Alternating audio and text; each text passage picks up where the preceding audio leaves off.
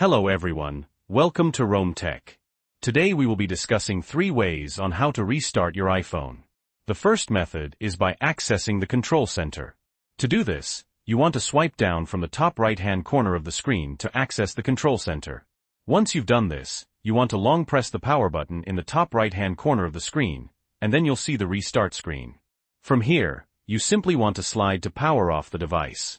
After a few seconds, your iPhone will be successfully powered off. Now we've done this, we simply want to press and hold the power button on the right-hand side of the iPhone, and we want to hold this until the Apple logo appears. As you can see, the Apple logo has now appeared, so we can take our thumb off the power button, and then our iPhone will successfully restart. As you can see, the iPhone has restarted, so we can go ahead and unlock it, and we can start using it just as we normally would.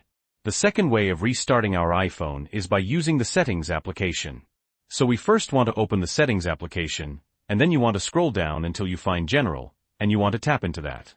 Now you want to scroll all the way to the bottom until you see the Shutdown option, and you want to tap into that. Again, you see the restart screen, so we want to slide to power off, and then after a few seconds, our iPhone will successfully power off. And once we've done this, we want to press and hold the power button yet again on the side of the iPhone screen. After a few seconds, the Apple logo will appear. So again, we want to take our thumb off the power button, and then our iPhone will successfully restart. As you can see, the iPhone is restarted, so yet again we can unlock the iPhone, and we can start using it just as we normally would.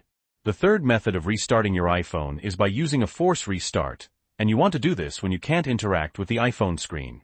So to do this, you first want to press the volume up button, and then you want to press the volume down button, and then after that, you want to press and hold the power button. So let's do that now. You want to press the volume up, then the volume down, and then we want to press and hold the power button.